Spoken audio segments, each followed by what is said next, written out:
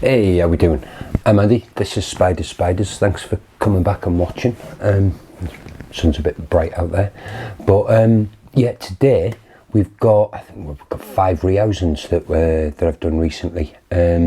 These are small juvies. We've got Tigorina Wicelli, Poecilotheria Tigorina Wicelli, P. rufus, Hattie, Hapactira pulchripes, the golden blue-legged baboon, and we're going to start it off with what is, I suppose, the only new world, actually. Now I think about it, yeah, it's the only new world out of them all.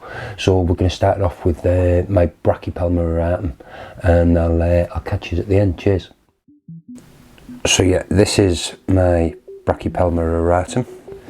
So this is a juvie that I picked up from, I believe, Bugnut.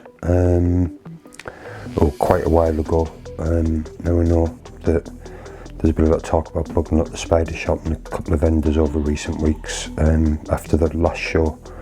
Now, as it is, I haven't actually bought any new spiders for a long time. I think the last thing I bought was a mature male Diamantinensis from Portsmouth Tarantulas at the Bristol show, which is well before all of the issues, but before that it was probably BTS, I think, when I last bought something.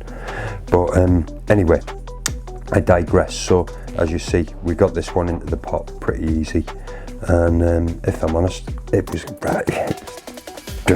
Brachypelma. It's a pretty easy sort of rehousing regardless. I know this one, out of all my Brachypelmas, this is probably the most feisty, but yeah, if I'm honest, it's pretty calm, unsexed, but it is beautiful tea, and as you can see, rehousing went in absolutely no problems whatsoever, and she just decided to have a bit of a wander around and get the bearings. Now this was quite interesting. As I closed the lid here, I just noticed, and then as you'll see here, just shifts some of that sort of moss and foliage out of the way and just sort of buries itself down a little bit, I suppose, trying to hide.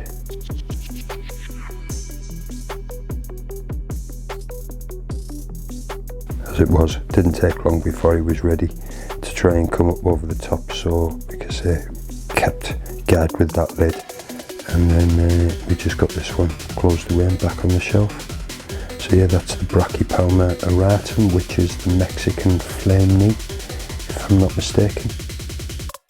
Right, moving on, this is the setup put together for the Hapactira pulchripes, the golden blue-legged baboon. Now this was a sling that I was gifted by Sidex and Ebbs at the BTS last year. Now I do think that it's a male, but if I'm honest, I've only had one moult that I actually managed to retrieve from it, and it was a bit trashed, so I'm going with the male in the hope that if it turns out to be a female, then that's a big bonus for me. But yeah, as you'll see, this has just got some topsoil. I have put a bit of moss in there because I'll just wet that moss once every week or something, as well as keeping the water bowl topped up, and that soil will just leave it dry out. It's got a nice little starter burrow there underneath that rock, and you can see these beautiful colours on this tea. Absolutely stunning.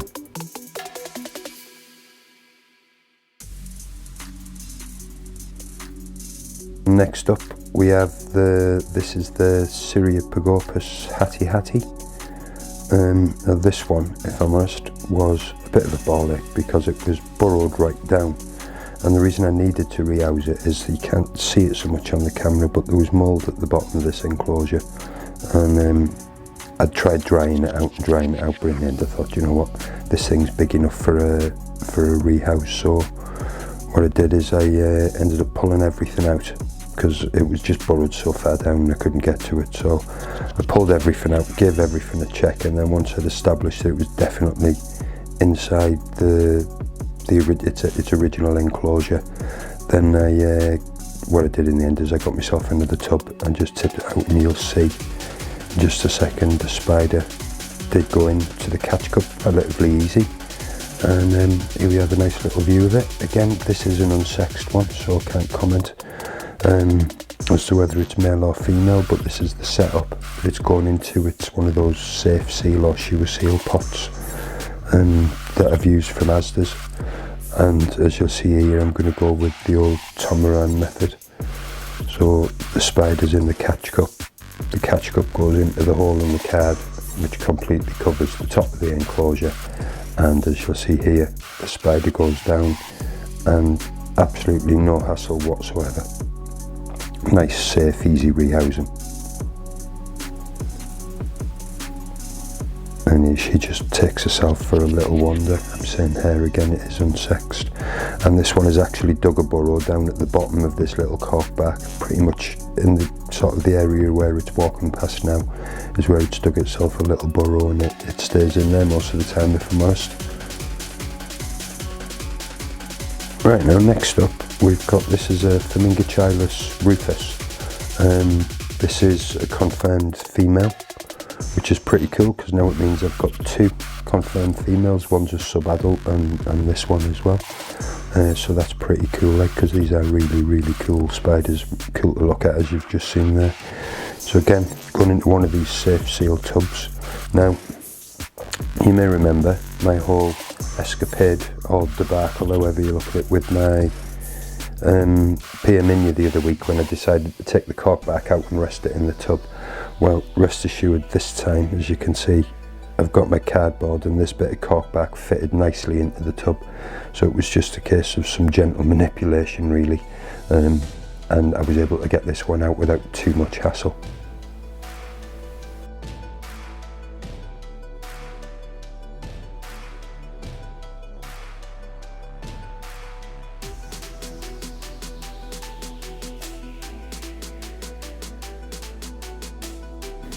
You'll just see here she makes her way out of her own little cork back from her old enclosure, and she goes down the back of her new cork hide. Now as it is, since this, she's webbed this all right up and created a nice silk tube, and she's got herself really settled and made herself a nice home.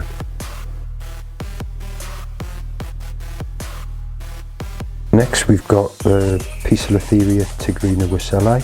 This was one, I believe this came in a mystery box from the BTS last year from Spa Spiders, or it may have been just after the BTS when they did their offer of mystery boxes for a couple of days afterwards. I can't remember, if I'm honest, but I do already have a big adult female. You see this one trying to get out of the little hole. Needless to say, didn't make it. I do already have a big female, as I've said, so I am hoping that this one will turn out to be a male.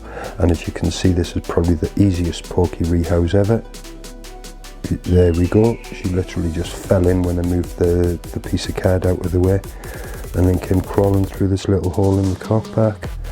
And again, this one's got itself nicely settled. At this point she did try and hide in a water bowl, but it was a new environment, and as I've said, now she's well settled, or he is well settled, and everything's pretty good, like.